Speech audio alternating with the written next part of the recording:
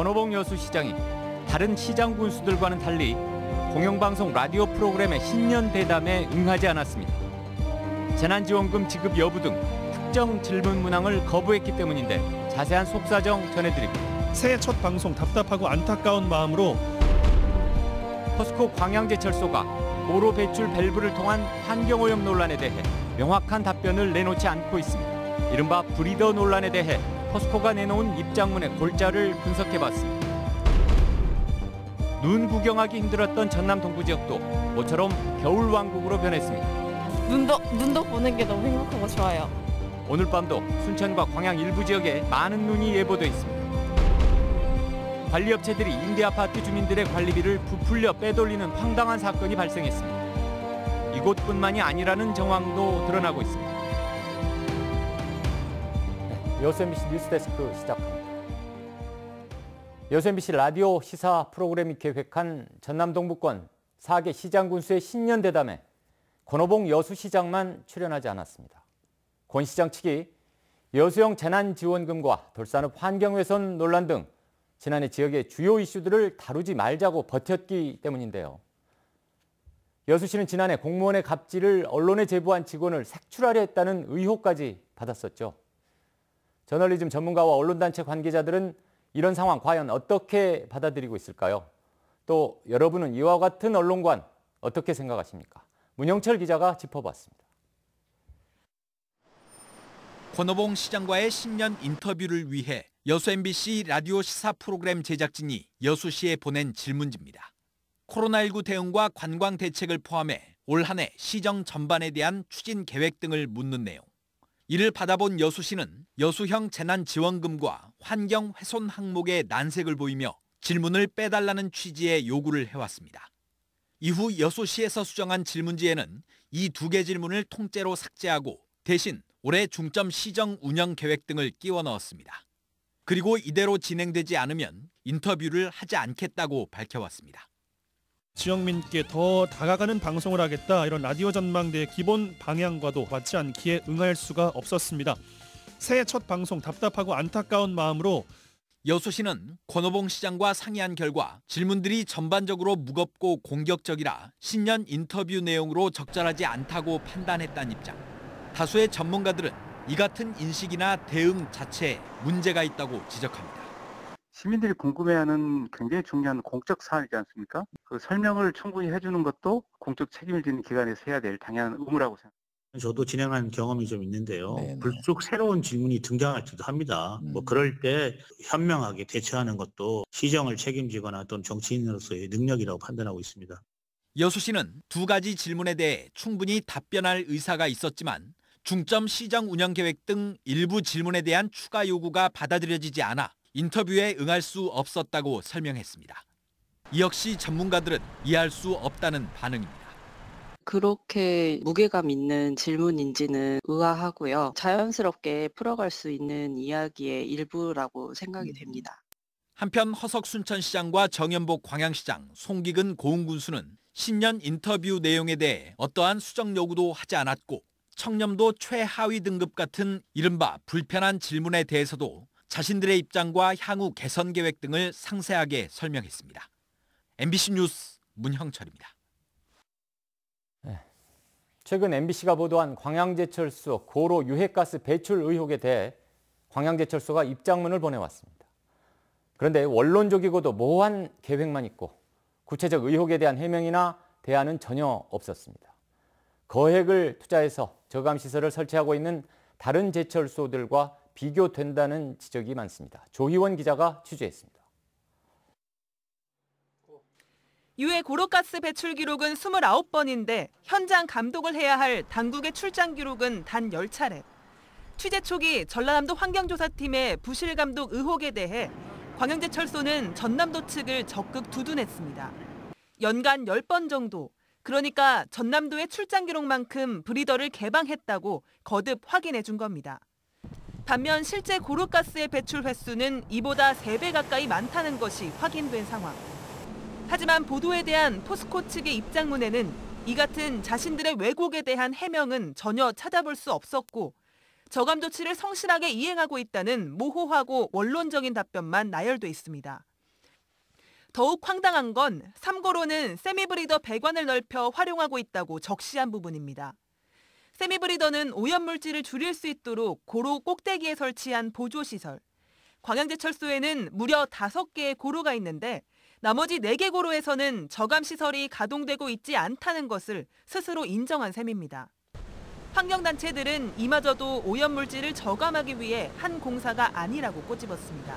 실질적으로는 고로를 확장하면서 고로를 내용적을 키우면서 세미가 자연스럽게 확장이 되는 거거든요. 그러는 거를 이렇게 그냥 그렇죠. 이렇게 이용하는 거이고요. 다른 제철소는 어떨까? 충남의 한 대기업 제철소는 지난해 수십억 원을 투자해 세미브리더를 대체할 새로운 저감 시설을 모든 고로에 설치했습니다. 노조는 광양제철소도 이곳처럼 추가 설비를 당장이라도 설치할 수 있다며 포스코의 의지의 문제라고 주장합니다. 우리 지도위원 하시는 분이 업체를 알아보고 국내 에이전트까지 직접 통화를 하셨어요. 충분히 가능하다, 개선 가능하다라는 얘기를 들었고 돈은 아니겠습니까? 광양제철소는 이 같은 요구에 대해 입장문을 통해 설비 개선 방안을 다각도로 검토하고 있다는 모호한 답변만 내놨습니다. MBC 뉴스 조희원입니다. 광양시의회가 코로나19 특별 방역 기간에 단체로 식사를 한 것에 대해 공식 사과했습니다.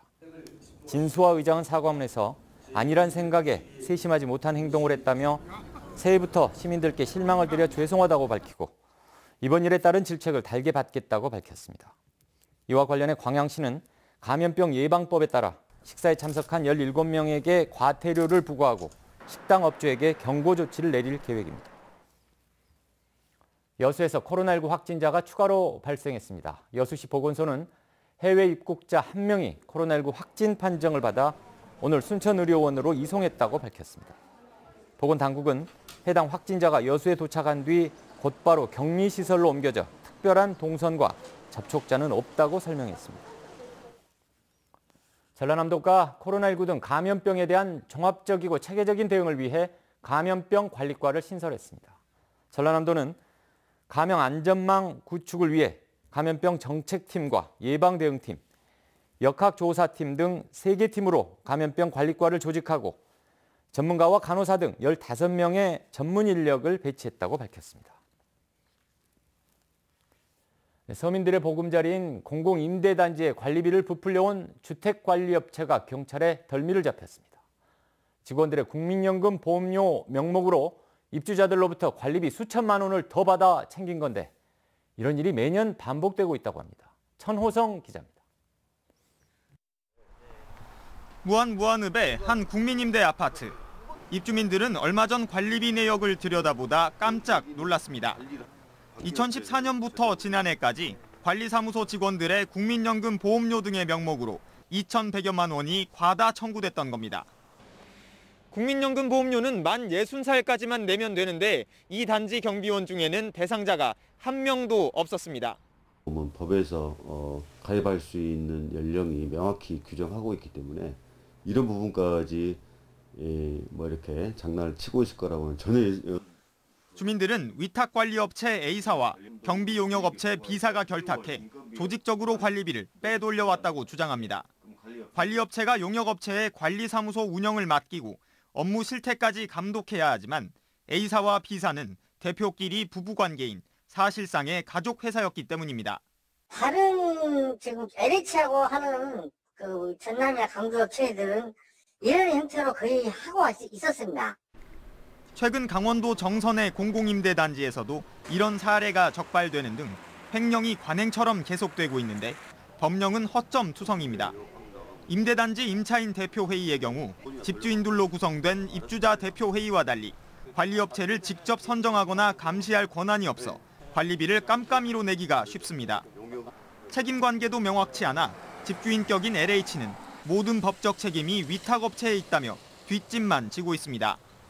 관리공단이 관리회사에 위탁계약을 맡겼을 경우에 주인이 없는 상태에서 일종의 무주공산인 상태에서 최근 경찰이 사건 관계자들을 소환하는 등 수사에 나섰지만 임차인 자치기구의 권한을 보강하는 근본 처방 없이는 불법 관행을 뿌리뽑기가 어려워 보입니다. MBC 뉴스 천호성입니다.